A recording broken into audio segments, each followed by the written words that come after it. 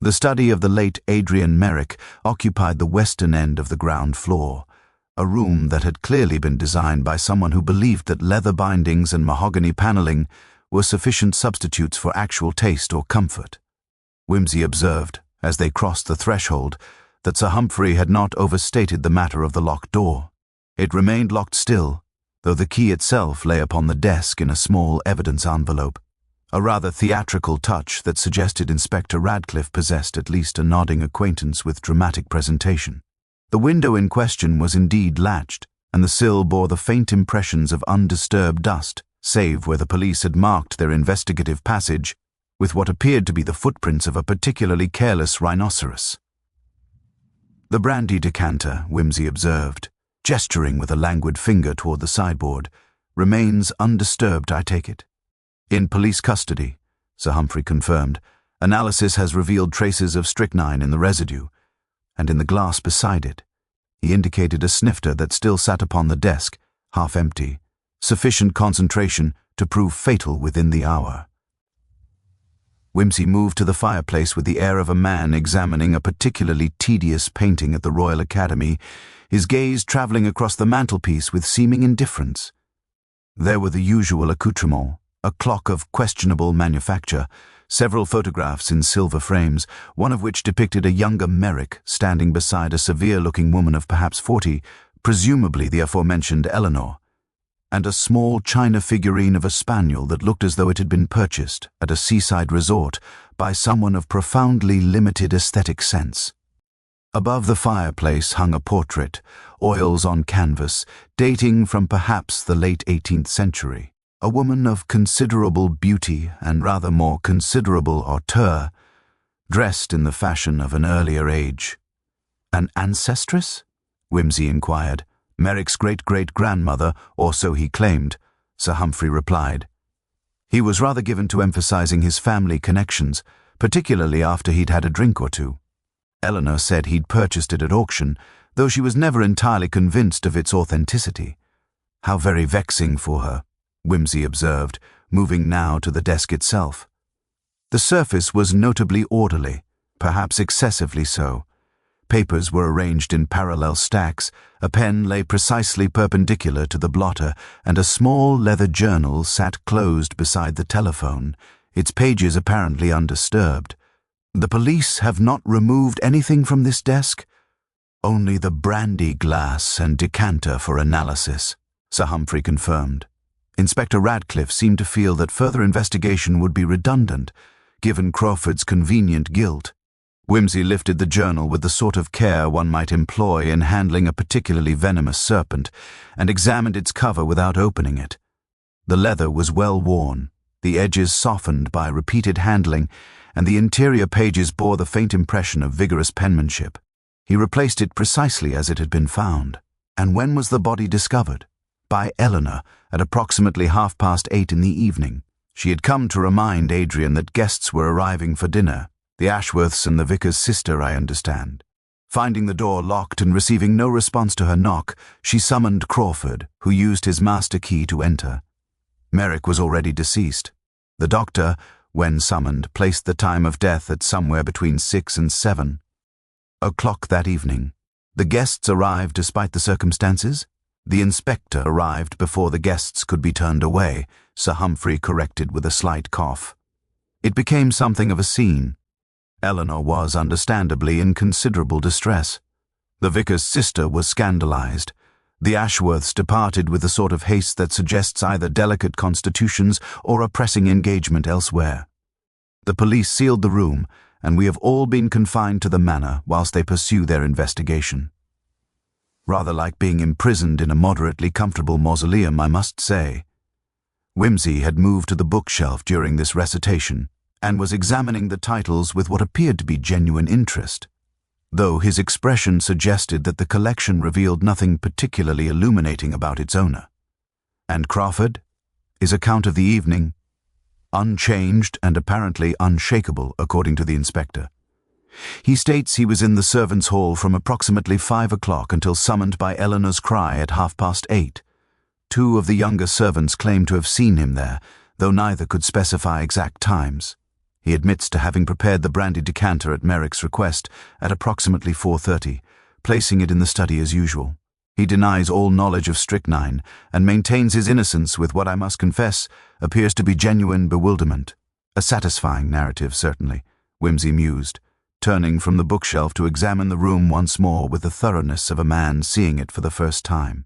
Complete with motive, opportunity, and the convenient discovery of poison in his possession, which I assume the police have found. A small vial, concealed in his quarters, Sir Humphrey admitted quietly. He claims he has no knowledge of how it came to be there. How remarkably convenient, Whimsy observed. He moved to the window and stood for a long moment, examining the latch mechanism with an intensity that seemed to Sir Humphrey quite disproportionate to the object's apparent simplicity. "Tell me, has anyone actually tested whether this window, locked as it is, can be opened from the outside without breaking the glass or leaving visible evidence of tampering?" It was a question, though posed in Whimsy's characteristically casual manner, that seemed to trouble Sir Humphrey rather more profoundly than any observation thus far. That is to say, the inspector seemed satisfied with the circumstances. "Surely you don't suggest—" "I suggest nothing whatever at this juncture," Whimsy replied smoothly, turning from the window with a smile that managed to be both reassuring and entirely opaque. "Though I confess I should like to speak with Mrs. Eleanor Merrick at your earliest convenience. And afterward, if you would be so kind, perhaps a tour of the servants' quarters and a more detailed chronology of the evening in question. In my experience, Sir Humphrey, the devil resides not in the obvious details but in the precise mechanisms of their arrangement. Eleanor Merrick occupied the morning room on the eastern side of the manor, a space that had been decorated with what Whimsy immediately recognized as the aesthetic preferences of someone with considerably more money than taste, but at least the good sense to employ a professional in the undertaking. Chinoiserie panels alternated with William Morris wallpaper in a manner that suggested aesthetic compromise rather than conviction. And the furniture, whilst undoubtedly expensive, possessed that peculiar quality of looking as though it had never been sat upon by anyone harboring genuine comfort as a goal. She herself was positioned near the window, her figure arranged with a sort of calculated languor that suggested either considerable acting ability or genuine collapse into nervous exhaustion. Whimsy suspected both were operative in approximately equal measure. She was perhaps 10 years Merrick's junior, dark-haired in that particular manner that suggests either natural darkness or considerable dedication to the dyer's art, and her eyes possessed the sort of redness that indicated either grief or insomnia, most likely the latter given the faint violet shadows beneath them. "Mrs. Merrick," Whimsy began, settling himself into a chair with the air of a man prepared for a lengthy and tedious interview, "I wonder if you might indulge me with a rather precise account of your activities on Saturday evening. The police, I am given to understand, have already requested such a statement, but I find that the passage of time occasionally clarifies matters that seemed obscure in the immediate aftermath of trauma." Eleanor's hands, which had been resting in her lap with the studied repose of a woman practicing grief for an audience, tightened slightly.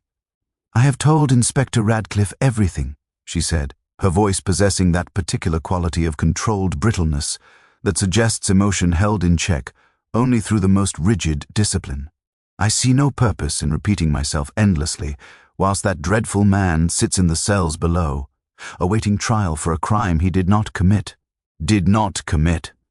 Whimsy's eyebrow rose with the delicate precision of a conductor's baton.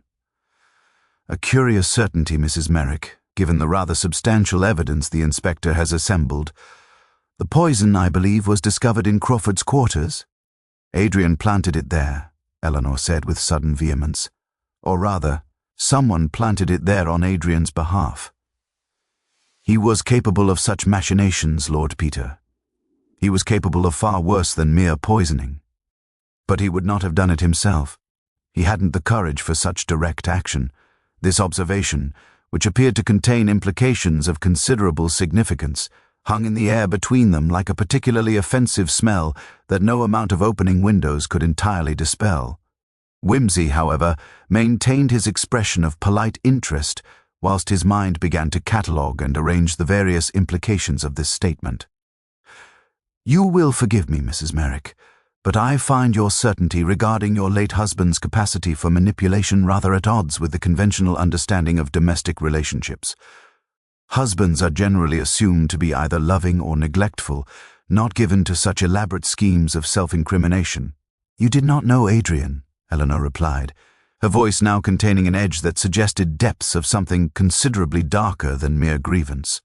"He was a man of considerable charm when it suited him to exercise it, Lord Peter, and considerable cruelty when it did not. He had made enemies, serious enemies, and he was sufficiently intelligent to recognize the danger they represented. It occurred to me, after his death, that perhaps he had engineered this entire situation as a means of resolving that danger. By poisoning himself?" Whimsy inquired with a delicate emphasis that suggested the logical absurdity of this proposition. "By arranging for someone else to be blamed for his suicide whilst making it appear a murder," Eleanor corrected. "Adrian was theatrical, Lord Peter. If he was going to exit this world, he would do so in a manner that caused maximum disruption to those around him. He would not merely slip away, he would construct an elaborate performance." Whimsy rose and moved toward the window, ostensibly to examine the view, but in reality to conceal the sudden intensity of his expression whilst his mind rapidly reorganized its working hypotheses. "And you did not share this theory with Inspector Radcliffe?" "The inspector was not interested in my theories," Eleanor said quietly. "He was interested in a convenient arrest. Crawford was dismissed from his previous position for theft.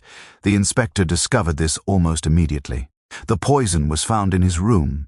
He had no alibi for the relevant hour. The case from his perspective was closed." "Yet you are troubled," Whimsy observed, turning back to face her. "I am troubled," Eleanor admitted, "by the fact that my husband is dead, Lord Peter, and the man being blamed for it is innocent. I am troubled by the knowledge that Adrian was involved in something far darker than his banking position would suggest, and that whatever circumstances led to his death, they are not what they appear to be. And I am troubled by the fact that I may have contributed to his death by not taking his fears seriously when he began to manifest them, perhaps 2 weeks ago." His fears. Whimsy settled himself once more, his posture suggesting complete attention. "Of what nature?" "He became convinced that he was being watched," Eleanor said. "He would return from the city and speak of seeing the same taxicab twice in succession, or a particular gentleman appearing in multiple locations where Adrian happened to be. He began to vary his routine, leaving the house at different times, returning by different routes. He installed a new lock on the study door, which seemed to amuse the servants, though I thought it rather ominous. And then, approximately 1 week ago, the fears seemed to dissipate.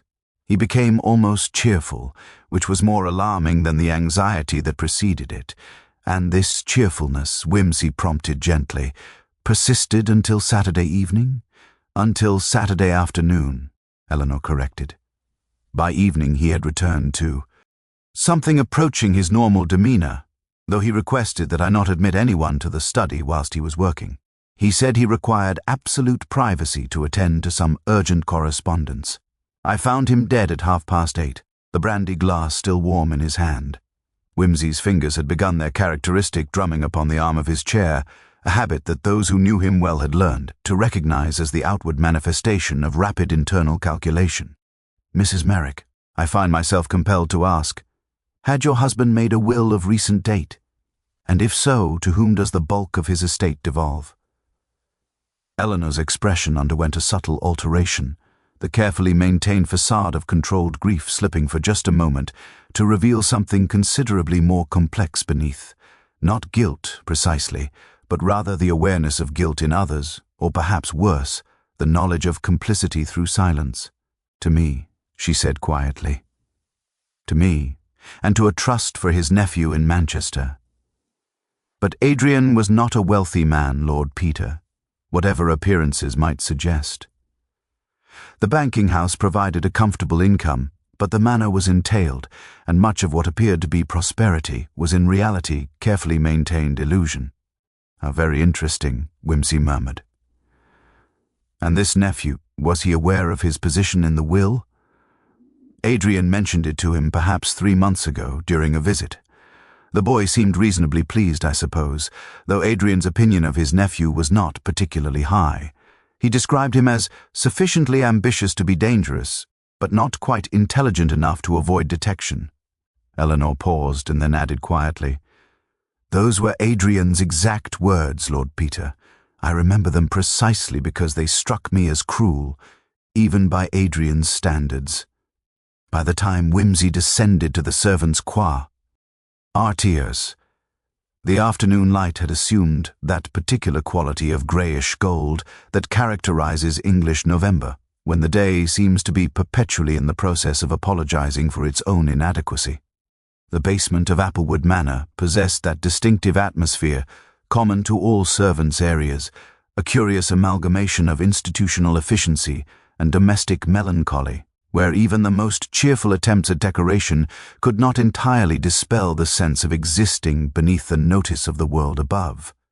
Sir Humphrey conducted him through a warren of narrow corridors that smelled of coal dust and boiled vegetables, past the scullery where a particularly grim-faced woman was engaged in the business of reducing an impressive quantity of crockery to a state of gleaming usefulness, and finally to a small chamber that had apparently been pressed into service as an informal servants' hall, a space furnished with chairs that looked as though they had been rejected by the better rooms upstairs as insufficiently comfortable for actual sitting. It was here that Crawford was brought to them, the butler's dignity seemingly intact despite his 3 days of confinement in police custody and the probable weight of false accusation settling upon his shoulders like a particularly disagreeable overcoat. He was perhaps 60 years of age, with the sort of bearing that suggested long years in the service of gentlemen of consequence, and his face possessed that peculiar combination of deference and controlled resentment that Whimsy had observed in butlers throughout his acquaintance with the species. His eyes, however, revealed considerably more than his carefully maintained posture. They contained a species of resignation that suggested he had long since accepted the general unfairness of the universe and had simply ceased to expect better. "Crawford," Whimsy began, settling himself into one of the uncomfortable chairs with the air of a man who had never encountered furniture he did not immediately regard as beneath him.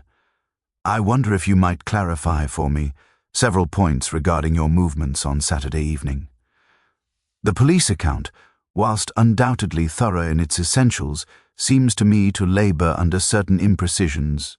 "I doubt there is much I can add to what I have already stated, sir," Crawford replied, his voice betraying no particular emotion. "I prepared Mr. Merrick's brandy at his request at approximately 4:30 in the afternoon. I placed the decanter and glass on his desk, as was customary. I returned to the servants' hall and remained there until Mrs. Merrick summoned me at 8:30 to enter the study with her key. And during the period between 4:30 and 8:30, Whimsy pressed, "You were continuously within the servants' hall?" "Substantially so, sir.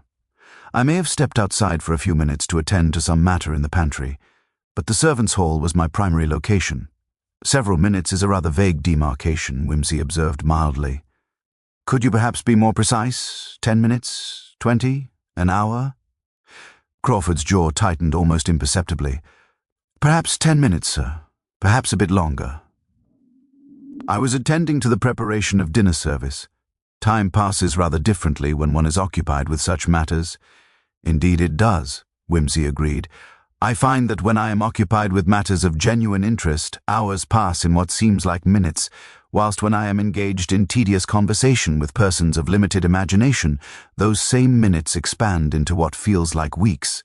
Tell me, Crawford, are you a man of varied interests, or do you confine your mental activities primarily to the business of maintaining household order?" The butler's expression remained. Ned unchanged, but something flickered in his eyes, a species of recognition, perhaps, that he was being engaged with by someone who understood the particular irritations attendant upon a life of service to persons of inferior intellect. "I have my interests, sir," he replied carefully. "Nothing of particular consequence, I imagine." "On the contrary," Whimsy said, his tone suggesting genuine curiosity rather than interrogatory purpose. "I find that a man's interests are frequently the key to understanding his actions far more reliably than the circumstances of opportunity and motive. For instance, The inspector has not, I suspect, inquired regarding your previous position, the one from which you were dismissed." Crawford's silence was answer sufficient, and Whimsy pressed his advantage with the delicacy of a surgeon employing a particularly sharp instrument. "A matter involving a clock, I believe? Or was it a watch?" The details seemed to have been rather expeditiously resolved in the inspector's account. "It was a clock," Crawford said quietly. "An 18th-century French mantel clock of considerable value. My previous employer accused me of having stolen it. I was dismissed without references. The clock was subsequently recovered from a servant girl who had indeed taken it, though I suspect my employer always knew the truth and preferred to shield her by blaming me instead." "How remarkably magnanimous of him," Whimsy observed, "and how remarkably convenient for the inspector's current theory. A man dismissed for theft, now accused of poisoning. The narrative possesses a certain elegant progression, does it not? One might almost suspect it had been deliberately constructed by someone possessed of considerable understanding regarding the limitations of police investigation and the inspector's evident preference for expeditious conclusions. I did not poison Mr. Merrick." "Okay," Crawford stated, his voice now containing an edge of something that might have been desperation, or might have been genuine conviction. "Whatever the evidence appears to suggest, I had no motive to do so. Mr. Merrick was exacting, certainly, and occasionally unjust, but he was not unkind. And I have served too long in this profession to risk everything for an act of momentary anger." "The poison was found in your quarters," Whimsy said, not as an accusation but rather as a statement of simple fact requiring explanation. "How do you account for its presence?" "I cannot account for it, sir. I have no knowledge of how it came to be there. Someone placed it there with the clear intention of directing suspicion toward me." Whimsy rose and moved toward the small window that looked out upon the basement areaway, examining with what appeared to be keen interest the view of damp paving stones and the accumulated detritus of household neglect. "The lock on your quarters, I assume it is a standard household lock, easily opened by anyone possessing a master key?" "Yes, sir. All the servants' quarters are equipped with identical locks." "And who possesses master keys?" "Mr. Merrick, myself, and Mrs. Eleanor. No one else has been issued with them, though I understand Mrs. Eleanor mislaid hers briefly perhaps 2 weeks ago. She believed it lost entirely, but it was subsequently discovered in a cushion of the morning room where it must have fallen." This intelligence seemed to interest Whimsy considerably more than the foregoing testimony, and he turned from the window with an expression suggesting that some piece of a previously inscrutable puzzle had suddenly achieved alignment. "The missing key was found after how long a period of absence?" "Perhaps 3 days, sir. Mrs. Eleanor reported it missing on a Tuesday, and it was discovered the following Friday. During that time, Agnew, Ney might have had access to any room in the servants' quarters or the principal floors, should they have possessed both opportunity and a modicum of duplicity." "How remarkably fortuitous," Whimsy murmured, "and how remarkably suggestive of forethought and planning. Tell me, Crawford, during the period when Mrs. Eleanor's key was missing, did you observe anything unusual? Any unexplained visitors to the manor, or any particular interest displayed by household members in your quarters or Mr. Merrick's study?" "Nothing that seemed significant at the time, sir," Crawford replied. "Though now that you mention it, I did notice that Mr. Merrick seemed considerably more anxious than usual during that week. He kept the study locked at all times, which was unlike him, and he spent considerable time on the telephone in hushed tones. And there was a visitor one evening, a gentleman I did not recognize, who was admitted by Mr. Merrick himself rather than through the usual channels. They conversed in the study for perhaps an hour, and the visitor departed through the garden rather than via the front entrance." "How very interesting indeed," Whimsy said quietly. "And did you happen to observe this gentleman's appearance? His approximate age, his manner, any distinguishing characteristics?" "Younger than Mr. Merrick, sir, perhaps 30 years of age, dark-haired. He possessed the manner of someone unaccustomed to subterfuge, if I may be so bold. There was a nervousness to his movements, and he seemed altogether uncomfortable with the clandestine nature of his visit." Whimsy's expression underwent a subtle transformation as he absorbed this final revelation. a shift so minute that it would have escaped the notice of anyone less practiced in the art of observation than Crawford had necessarily become through decades of service. It was the expression of a man who had been presented with a final piece of a puzzle that, whilst not yet forming a complete picture, had at least begun to suggest the general outlines of the intended design. He thanked Crawford with a courtesy that seemed to genuinely surprise the butler and made his way back through the basement corridors with the air of a man engaged in intensive internal calculation, leaving Sir Humphrey to follow in his wake like a particularly bewildered spaniel, attempting to maintain pace with a greyhound possessed of urgent business elsewhere. By the time they had ascended to the principal floors, Whimsy had seemingly regained his habitual demeanor of languid indifference, though his eyes possessed a quality of focused intensity that suggested his mind remained occupied with matters of considerable significance. He requested of Sir Humphrey the address of Merrick's nephew in Manchester, which was provided with only slight hesitation, and accompanied by an inquiry regarding whether Lord Peter suspected the young man of involvement in the matter at hand. Whimsy's response was characteristically non-committal, consisting largely of a lengthy discourse regarding the dangers of premature theorizing and the necessity of permitting facts to arrange themselves into patterns rather than forcing them into preconceived configurations.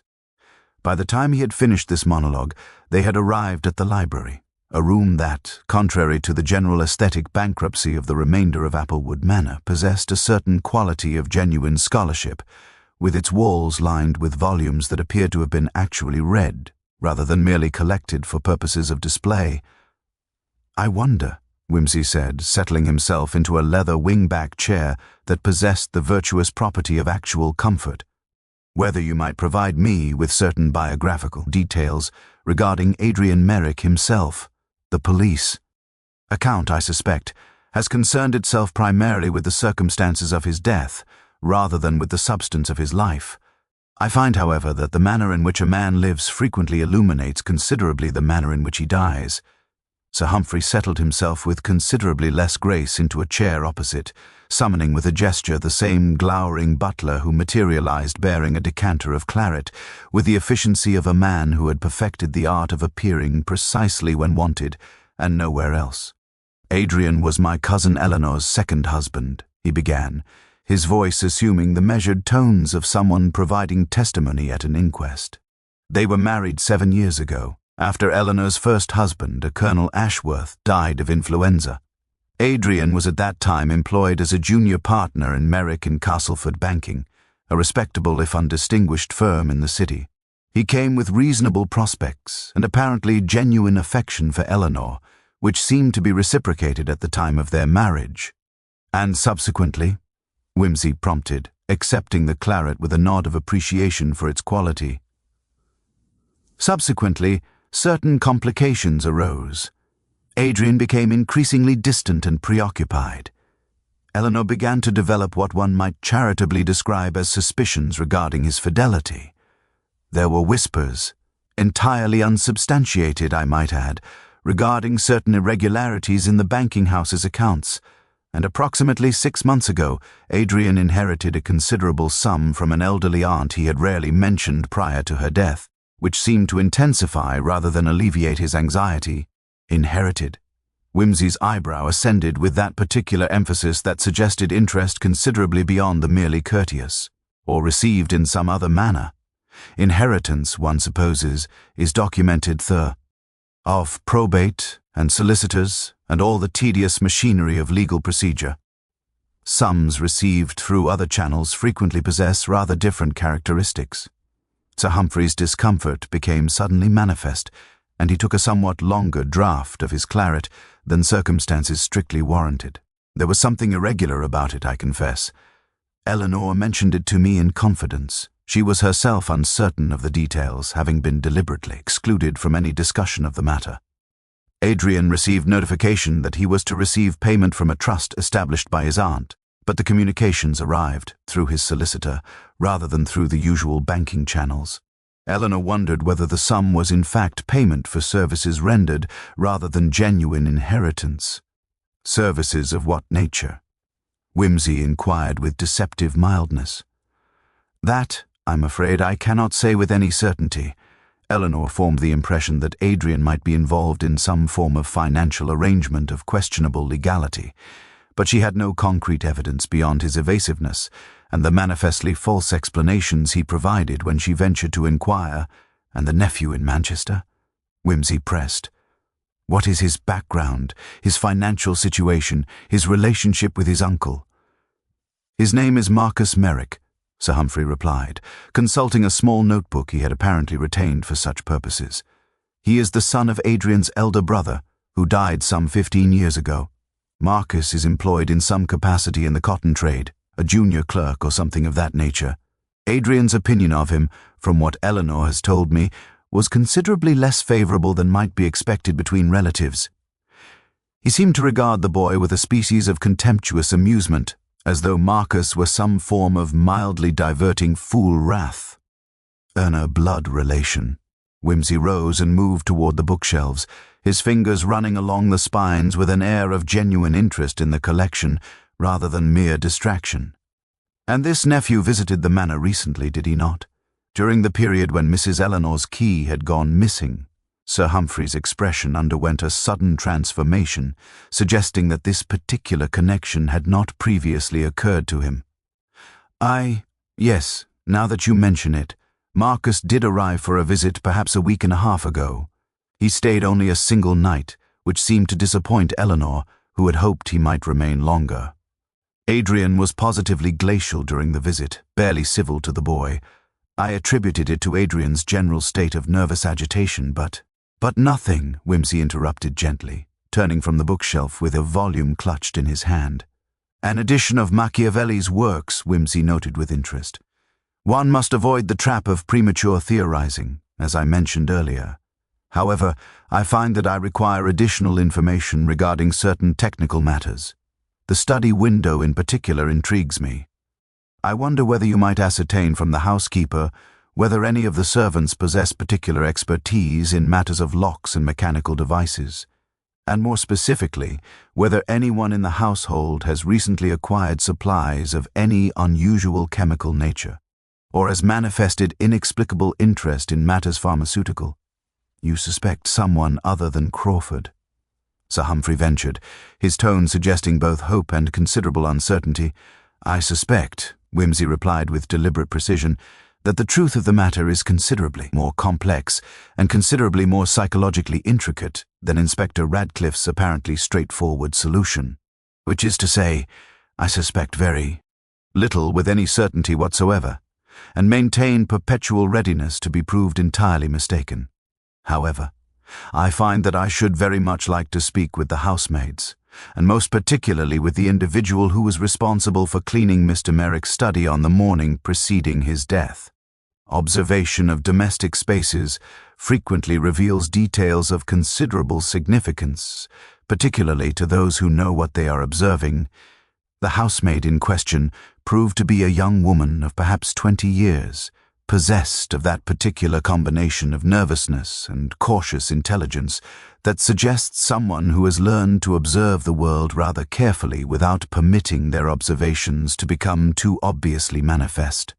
Her name was Dorothy, and she possessed the sort of pale complexion and work-worn hands that indicated a life spent primarily in the service of maintaining the domestic infrastructure of larger establishments.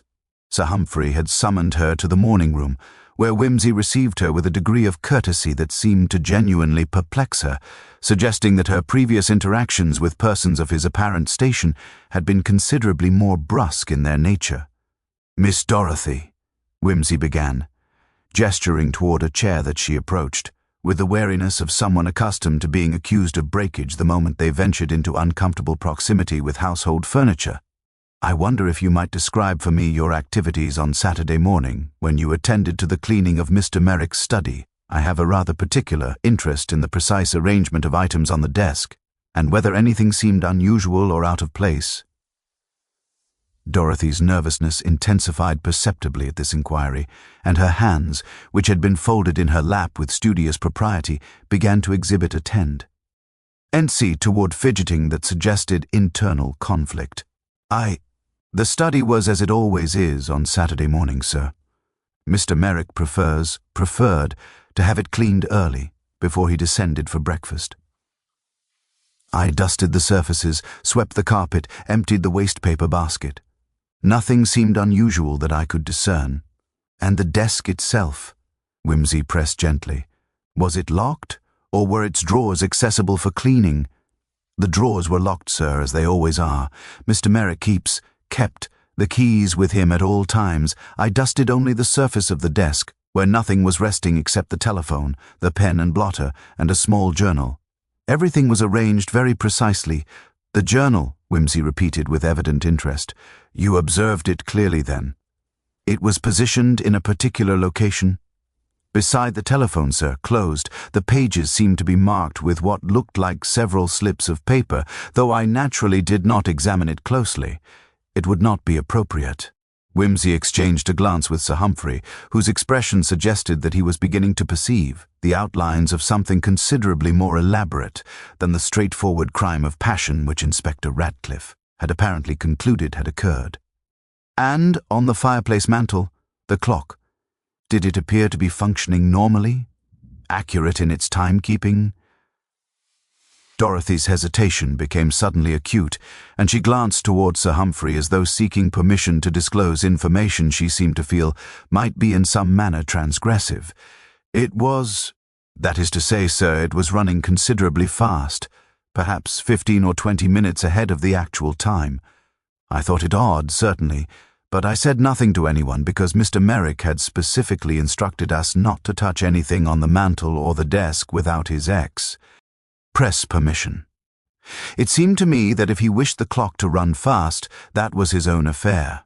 How remarkably perceptive of you, Whimsy murmured, settling back into his chair with the air of a man who had just received confirmation of a theory he had been cultivating. And this rapid running of the clock, had it been the case for an extended period, or did it appear to be a recent development? I had not noticed it before Saturday morning, sir. I was quite startled by it, actually, because I had glanced at the clock on previous occasions, and it had always been accurate. But on Saturday morning, it was clearly fast. One final question, Miss Dorothy, Whimsy said, his tone suggesting that they were approaching matters of considerable significance. Did you observe any evidence of Mr. Merrick having been in the study on Friday evening? Any indications of disturbance or unusual activity? A fire that had burned down to embers, for instance, or papers scattered about? No, sir. Everything appeared quite orderly. The fire was quite cold, had not been lit for several days, I should imagine. The room had that particular chill to it that studies acquire when they have been unoccupied for some time. It was only on Saturday morning when I attended to it that I saw it had been entered recently. How do you determine this? Whimsy inquired with genuine curiosity. The curtains, sir. On Friday evening they appeared to be drawn in their usual manner, but on Saturday morning I noticed that the left curtain had been pulled back rather hastily, as though someone had opened it and then not bothered to replace it. Precisely.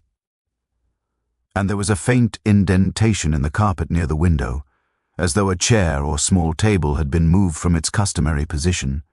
After Dorothy had been dismissed with commendations that seemed to strike her as entirely bewildering, given the innocuous nature of her observations, Whimsy remained in thoughtful silence for a period extending nearly 5 minutes. Sir Humphrey eventually ventured to inquire whether Lord Peter had uncovered evidence of significance, to which Whimsy responded with characteristic obliquity. What I have uncovered, dear Sir Humphrey, is not evidence so much as the architectural outlines of a most elaborate deception, a deception which, I now suspect, was constructed with considerable forethought and considerable understanding of the mechanisms by which truth is obscured, and falsehood is permitted to flourish through the simple mechanism of seeming obvious. You believe Adrian arranged his own murder? Sir Humphrey ventured hesitantly. I believe, Whimsy corrected, rising and moving toward the window, with the air of a man seized by sudden imperative to examine the exterior landscape, that Adrian Merrick was engaged in a rather more complex enterprise than mere self-destruction. A clock running fast, a window arranged to suggest disturbance, a timeline that is ostensibly fixed but in reality possessed of considerably more flexibility than the police investigation has acknowledged. These are not the mechanisms of simple suicide. These are the components of a theatrical production of considerable sophistication, designed not to conceal a crime but rather to ensure that a particular individual would be convicted of a crime that, in its essential particulars, they could not possibly have committed. Then who? Sir Humphrey demanded. If not Crawford, if not Adrian himself, then who administered the poison? That, Wimsey replied, turning from the window with an expression of mingled satisfaction and distaste, is a question whose answer lies not in this room but rather in Manchester, in the financial records of Merrick and Castleford banking, and in the precise nature of the transaction which Adrian Merrick apparently initiated with his nephew approximately 2 weeks ago, during that period when Mrs. Eleanor's master key had so conveniently gone missing. It was not until the following morning, after a night spent in what Wimsey suspected had been considerably less comfortable circumstances than the Manor's ostensible luxury suggested, that he requested permission to examine the leather journal discovered upon Adrian Merrick's desk.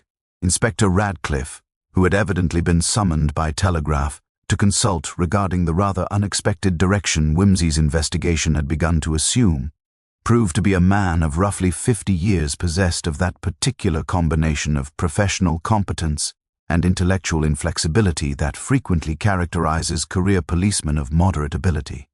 He appeared initially resistant to permitting Wimsey access to materials that formed part of the official investigation, but Sir Humphrey's gentle reminder regarding certain historical connections between the Blackwood family and the Sussex constabulary seemed to have the desired effect. Within the hour, Wimsey found himself seated in the study once more, the journal now open before him, its contents revealing themselves to be considerably more illuminating than their ostensibly innocuous exterior had suggested.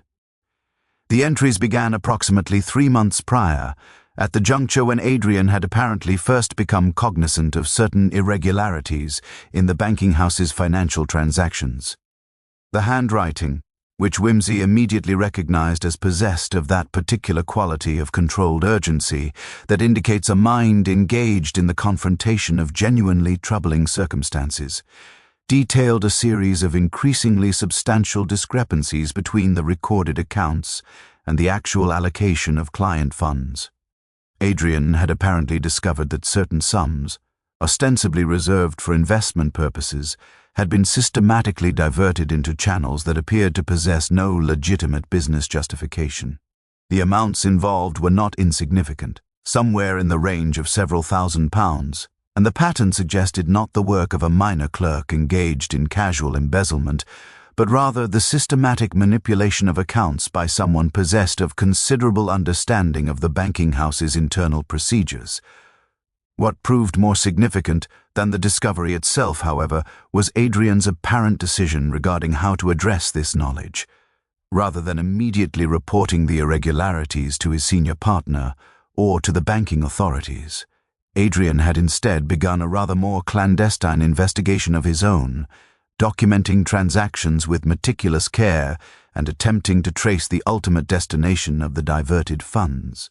The journal entries grew progressively more alarmed as Adrian apparently came to the realization that the perpetrator of these financial manipulations was none other than his senior partner, Mr. Edmund Castleford, a man whose reputation for integrity and financial acumen had been sufficient to sustain the banking house's respectable standing for nearly 20 years. The critical entry, however, appeared in the journal approximately 2 weeks prior to Adrian's death.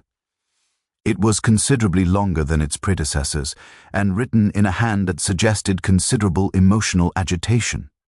Adrian had apparently arranged a clandestine meeting with his nephew Marcus and had disclosed to the younger man the nature of his discovery regarding Castleford's embezzlement. More significantly, Adrian appeared to have made a decision of profound consequence. He had determined to blackmail his partner into ceasing the financial manipulations and into restoring the diverted funds, with the implicit threat that should Castleford refuse to comply, Adrian would report the matter to the banking authorities and the police. What followed this entry, however, suggested that Adrian had experienced a rather dramatic alteration in his thinking. The subsequent pages detailed what appeared to be a carefully constructed plan. one which Adrian had apparently begun to suspect might result in his own death. He had noted, with the sort of detached precision one might employ in discussing a mathematical problem rather than one's own potential demise, that Castleford was a man capable of considerable ruthlessness when confronted with the prospect of financial ruin and public disgrace. Adrian had apparently come to the conclusion that his attempt at blackmail would likely prove fatal to his own person, and had consequently begun to construct what he appeared to regard as an elaborate insurance policy. The final entries were the most remarkable. Adrian had detailed with meticulous care his plan to stage his own murder in such a manner that the crime would appear to have been committed by someone else, specifically someone with a readily identifiable motive and opportunity. He had noted the manner in which he intended to manipulate the timing of his own death, the arrangements he had made regarding the study clock, and the steps he had taken to ensure that suspicion would fall upon Crawford. Most remarkably, he had made specific reference to his nephew Marcus, noting that the young man would be positioned to provide testimony that would appear to corroborate certain aspects of the alibi whilst simultaneously casting doubt upon others. "Good heavens," Sir Humphrey breathed, reading over Whimsy's shoulder. Adrian deliberately arranged to be murdered? He orchestrated his own death? Not his death precisely, Whimsy corrected, his tone remaining carefully neutral. Rather, he orchestrated the appearance of his death. There is a distinction of considerable importance, particularly in the legal sense.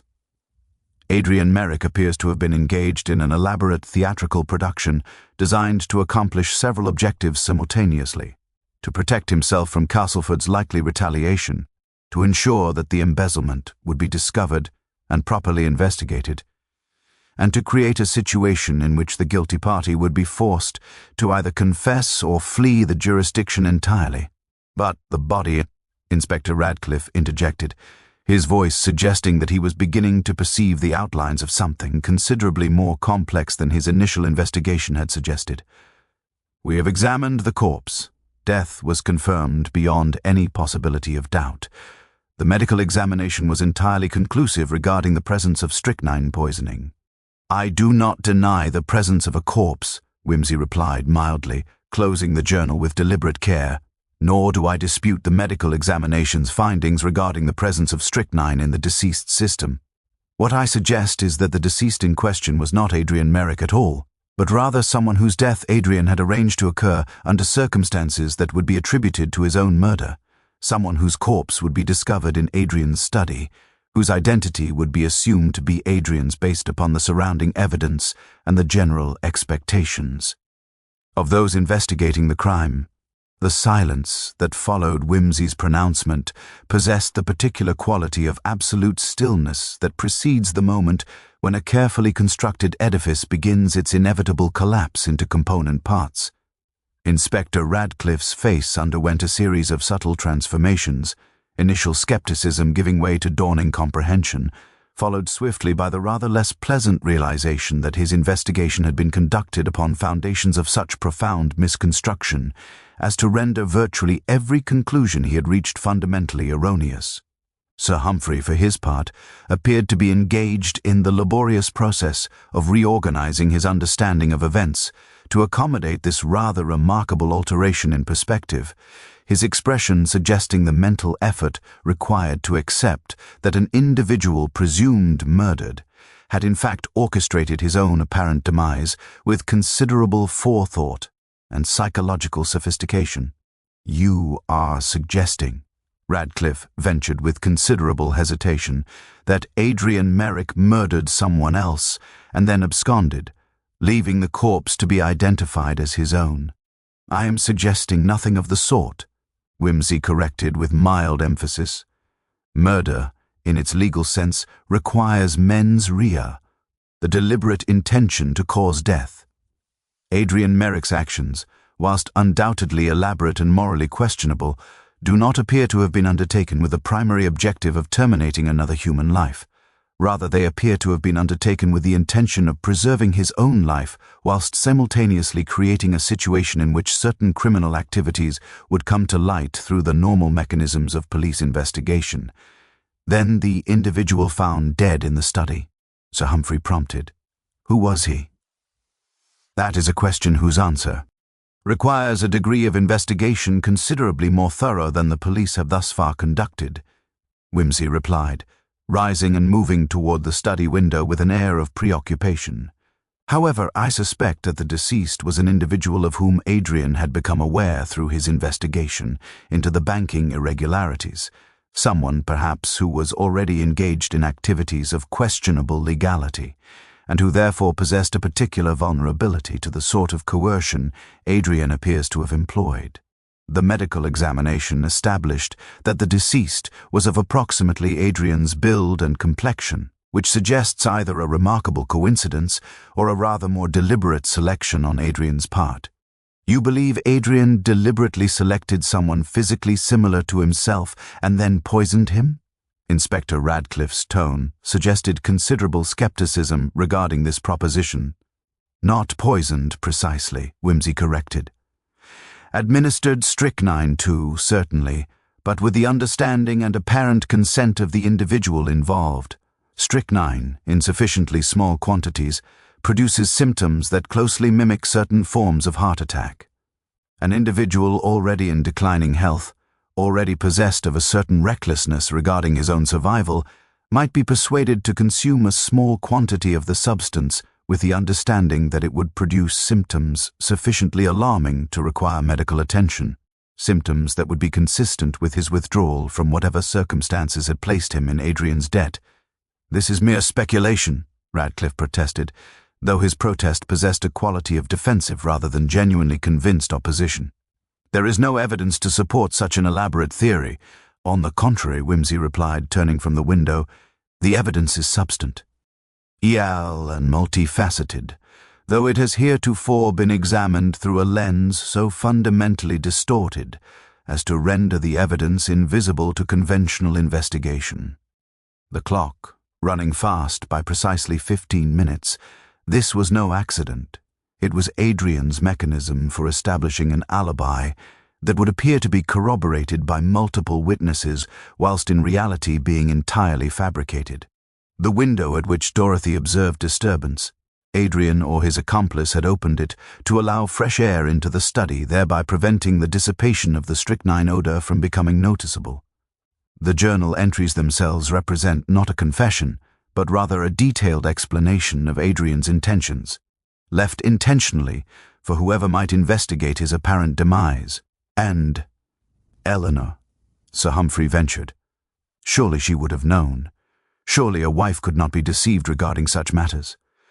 Eleanor, Whimsy said quietly, appears to have been substantially kept in ignorance of the specific mechanics of Adrian's plan, though she may have suspected that something of an elaborate nature was in preparation.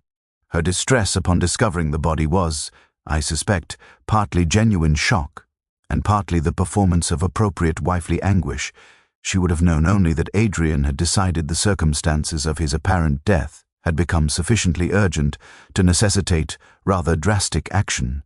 Inspector Radcliffe had begun to pace in the manner of a man attempting to reconcile internal contradiction through physical motion.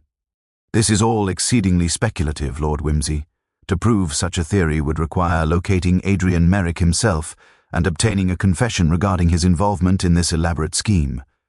Without that, we have nothing but circumstantial conjecture. Precisely, Whimsy agreed with evident satisfaction, which is why I believe that Adrian Merrick is currently residing in Manchester, under an assumed name, engaged in what appears to be legitimate commercial enterprise, and preparing to provide certain financial information to the authorities that will result in the prosecution of Edmund Castleford for systematic embezzlement on a scale sufficiently substantial to ensure his imprisonment for a considerable number of years. The nephew Marcus, I suspect, has been substantially involved in facilitating Adrian's escape and establishing his new identity, which would explain both Adrian's earlier contempt for the boy and his subsequent decision to make substantial provision for him in his will. And the individual found dead, Radcliffe pressed. His identity remains entirely obscure. His identity, Whimsy replied, will likely prove to be considerably less obscure than the authorities have thus far assumed, once they undertake the rather elementary investigation of tracing Edmund Castleford's known associates, and identifying which of them has gone missing in the period prior to Adrian's apparent death. I suspect they will discover an individual of dubious reputation, perhaps someone engaged in activities marginally peripheral to Castleford's embezzlement scheme. Someone whose sudden disappearance would excite minimal investigation because no one possessed sufficient attachment to inquire regarding his fate. It was not, in the end, the constabulary of Sussex who verified Whimsy's theory, but rather a more circuitous route involving a telegram from a contact of Whimsy's within the Manchester police, followed by a supplementary communication from a financial investigator employed by the Bank of England to examine irregularities in accounts maintained by certain institutions of questionable probity. The deceased found in Adrian Merrick's study proved to be one Samuel Griggs, a man of perhaps 45 years whose background encompassed a rather impressive catalogue of minor criminal enterprises, financial irregularities, and associations with persons known to be engaged in activities considerably less legal than banking. Griggs had apparently been engaged by Edmund Castleford as a sort of financial facilitator, an individual possessed of sufficient cunning and moral flexibility to arrange the diversion of banking funds through channels that possessed sufficient obscurity to render detection unlikely through conventional investigation. More significantly, Griggs had apparently begun to develop certain reservations regarding the longevity of his association with Castleford, and had begun to manifest signs of wishing to withdraw from the arrangement, a desire that Castleford had made rather clear would not be received with favour or permitted to proceed without considerable impediment. It was at this juncture that Adrian Merrick, discovering Griggs's involvement in the embezzlement scheme, had apparently approached the man with an offer of singular appeal, the opportunity to stage his own death, to assume a new identity, and to begin life anew in circumstances considerably more advantageous than those which currently prevailed. Griggs, presented with the alternative of continued association with Castleford or likely death at Castleford's hands, had apparently regarded Adrian's proposal with sufficient favour as to accept it, understanding that the strychnine he would consume represented not a genuine death sentence, but rather a theatrical performance designed to serve the interests of all parties involved, with the notable exception of Edmund Castleford. The verification of this theory required a rather elaborate exercise in police cooperation, involving the examination of hotel registers in Manchester, the tracing of financial transactions, and ultimately the location of Adrian Merrick himself, residing under the assumed name of Michael Fletcher in a modest establishment in the northern quarter of the city. Adrian's response to the authorities' discovery of his location proved to be remarkably composed. He offered no resistance to questioning, made no attempt at denial or evasion, and provided a detailed confession regarding his orchestration of the elaborate deception that had resulted in the false accusation of Crawford and the unnecessary distress inflicted upon all parties involved in the investigation. His confession, delivered with the sort of clinical precision that one might employ in describing an architectural project rather than a criminal enterprise, included the revelation that Griggs had indeed expired from strychnine poisoning within the hour following his consumption of the substance, not from the quantity Adrian had administered, but rather from a second, considerably more substantial dose administered by Castleford himself, who had apparently discovered both Griggs's involvement in Adrian's scheme and the location of the study prior to Adrian's carefully orchestrated timeline of events. This final revelation transformed the matter entirely, elevating it from a question of elaborate fraud and deception to one of considerably more serious consequence. Edmund Castleford, confronted with evidence of his embezzlement and with the knowledge that his criminal activities were about to be exposed through official channels, had apparently determined that the elimination of Griggs represented a more expeditious solution to his difficulties than continued negotiation or flight. Castleford had apparently entered the study whilst Adrian was absent. The mechanism by which he obtained entry remained initially obscure, until Inspector Radcliffe's investigation revealed that Mrs. Eleanor, in what she described as a moment of distracted confusion, had left the study window unlocked on the morning preceding Adrian's apparent death. Castleford had apparently poisoned Griggs, observed the subsequent convulsions and death, and departed without apparently realizing that the body upon which he had gazed was not Adrian Merrick, but rather Samuel Griggs, whose physical similarity to Adrian had proved sufficient for the purposes of the deception, but not sufficient to render Castleford capable of distinguishing between them in the dimly lit circumstances of the study. Castleford's arrest followed with remarkable swiftness, and his subsequent prosecution proceeded on two separate counts: the murder of Samuel Griggs and the systematic embezzlement of banking funds extending over a period of nearly 3 years. The revelation that Adrian Merrick had orchestrated an elaborate deception in order to expose Castleford's criminal activities created something of a delicate legal situation.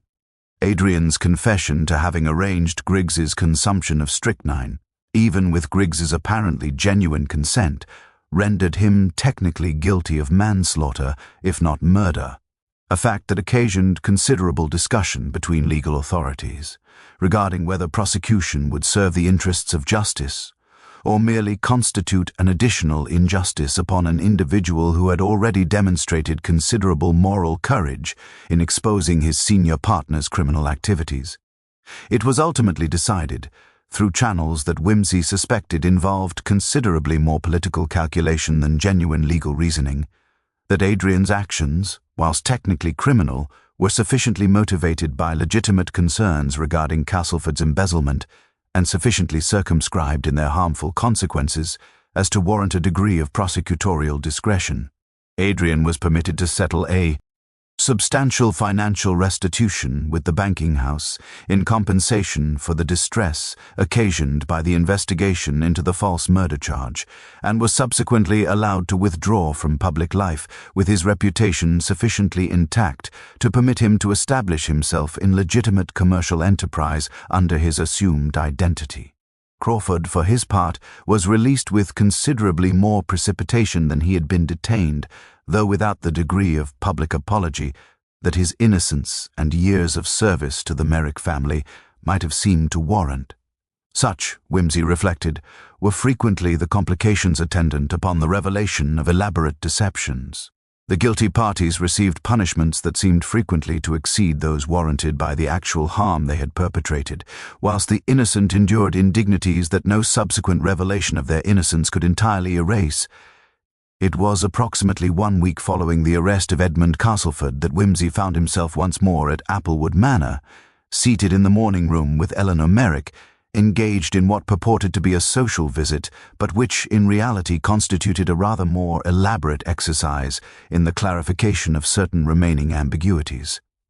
Eleanor had recovered something of her composure since the revelation of her husband's elaborate deception, though her expression retained a quality of profound weariness that suggested the sort of exhaustion that accompanies the gradual comprehension that one's entire understanding of one's circumstances has been fundamentally erroneous.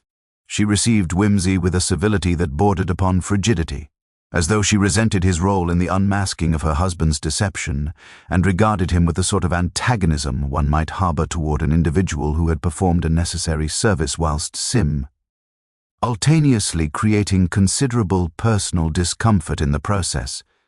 "I confess, Lord Peter," she began, without the preliminary pleasantries that convention would ordinarily have dictated, "that I find myself considerably confused regarding the moral implications of your investigation. You have, through your efforts, exposed my husband as a criminal and a deceiver. You have simultaneously exposed that he was engaged in these activities ostensibly to combat far greater criminality. I find it extraordinarily difficult to determine whether I should regard you as a benefactor or as a destroyer. The question itself is rather more complex than its apparent simplicity might suggest," Whimsy replied, accepting the rather perfunctory offer of tea with the air of a man accustomed to consuming beverages as a mechanism for facilitating conversation, rather than from any genuine thirst. "Your husband's deception was undoubtedly elaborate, and undoubtedly motivated by concerns that possessed considerable legitimacy. However, the mechanism by which he chose to address those concerns resulted in the false accusation of an innocent man, the unnecessary distress occasioned to yourself and to your cousin, and the creation of circumstances in which murder, however incidental, occurred as a consequence of his machinations. Samuel Griggs was hardly an innocent man, Eleanor observed with considerable asperity. From what I have been able to ascertain, he was engaged in criminal enterprises of considerable magnitude. Adrian's actions, whatever their motivations, at least resulted in the exposure of Edmund Castleford's embezzlement and the recovery of stolen funds. Crawford has been released. The banking house will be restored to financial stability. The criminal has been imprisoned. One might argue that the outcome, however obtained, was ultimately just. One might indeed argue such a proposition, Whimsy agreed, and one would not be entirely without justification in doing so. However, justice is not merely a matter of outcomes, but also of processes by which those outcomes are achieved. Your husband's deception was constructed upon foundations of deceit and manipulation, and it resulted in the temporary imprisonment of an innocent man and the creation of circumstances in which another individual, however morally questionable, was poisoned with your husband's deliberate knowledge and consent. The fact that the outcome appears to have been beneficial does not necessarily render the mechanisms by which that outcome was achieved morally defensible. Eleanor's expression underwent a subtle transformation, suggesting that Whimsy's observation had touched upon something within her that she had perhaps been attempting to evade through the mechanism of moral justification. "You believe I was complicit in his deception," she said quietly. "You believe I was not merely the innocent victim of his duplicity, but rather a knowing participant in his scheme." "I believe," Whimsy replied with deliberate precision, "that you were substantially aware that Adrian was engaged in activities of an elaborate and questionable nature. I believe that you suspected the involvement of your nephew Marcus in whatever circumstances Adrian had arranged. I believe that when you discovered the body in the study, you possessed a sufficient understanding of the true circumstances to recognize that the individual before you was not your husband, and that you nonetheless permitted the initial investigation to proceed without revealing that knowledge. And I believe that you were motivated in this course of action by a combination of fear regarding your husband's safety, concern regarding his criminal liability should his deception be exposed, and a certain amount of satisfaction regarding the manner in which his elaborate scheme had resulted in the exposure of Edmund Castleford's genuinely culpable criminal activities. Eleanor did not deny this accusation, nor did she attempt to refute it through the mechanism of protestation or moral justification. Instead, she simply sat in silence, her hands folded in her lap, her gaze directed toward the window beyond which the November afternoon had begun to surrender to the grey penumbra that preceded evening. "What will you do with this knowledge?" she finally asked. "I will do nothing whatsoever," Whimsy replied, setting down his teacup with deliberate care. "The investigation into the death of Samuel Griggs has reached its conclusion. Edmund Castleford has been charged with murder and with embezzlement. Adrian Merrick has been permitted to withdraw from public life. Crawford has been released with the understanding, if not the explicit acknowledgement, that he was the victim of gross injustice.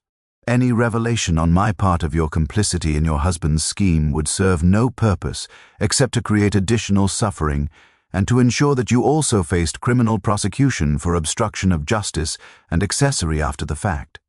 The machinery of justice, Mrs. Merrick, has ground forward to a conclusion that, while not perfectly just, is sufficiently just as to constitute an adequate resolution of the matter at hand. You are suggesting that you will remain silent regarding my involvement," Eleanor said, her tone suggesting considerable surprise at this revelation. "I am suggesting nothing of the sort," Whimsy corrected mildly. "I am making you an explicit statement of fact.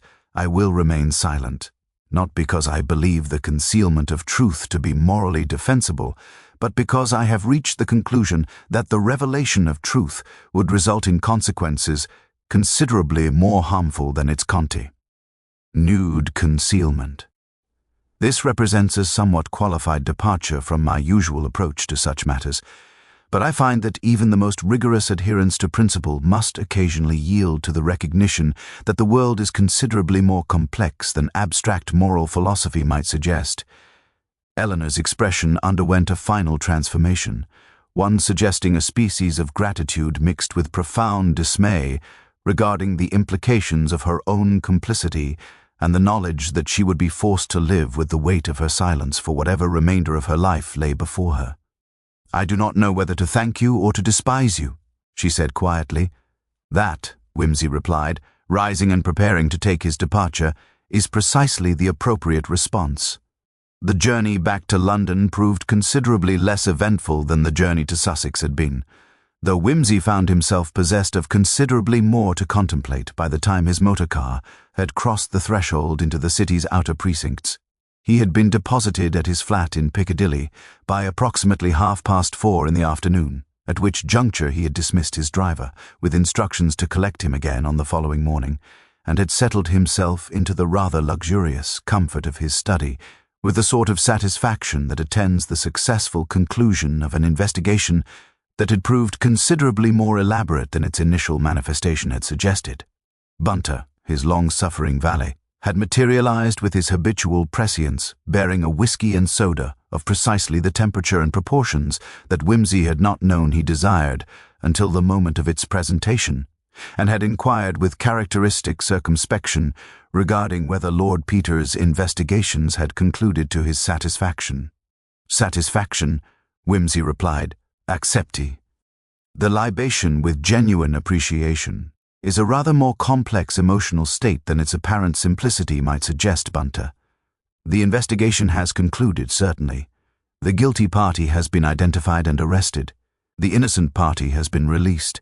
The mechanisms by which an elaborate deception was constructed and executed have been exhaustively examined and catalogued. By any conventional standard, the matter has been resolved with considerable success, and yet I find myself possessed of a lingering dissatisfaction that suggests the resolution, whilst complete in its particulars, may be somewhat less than entirely satisfactory in its implications.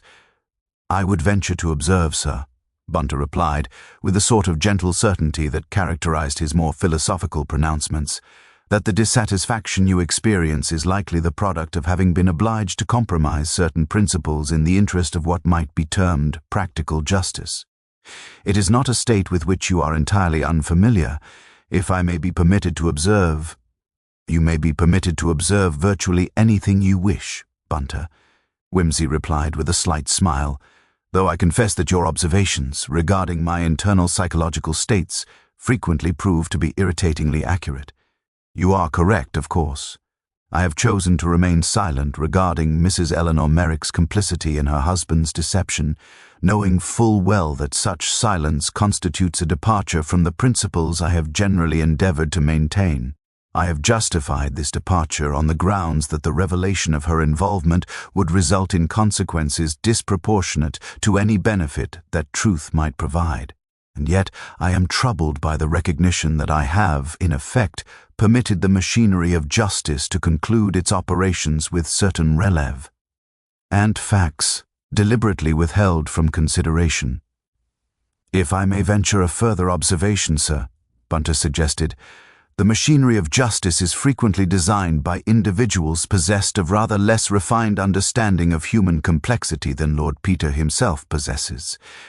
The revelation of Mrs. Eleanor's complicity would likely result in her prosecution for obstruction of justice and accessory after the fact, charges which, while technically accurate, would impose upon her a punishment considerably exceeding that warranted by the actual harm she occasioned.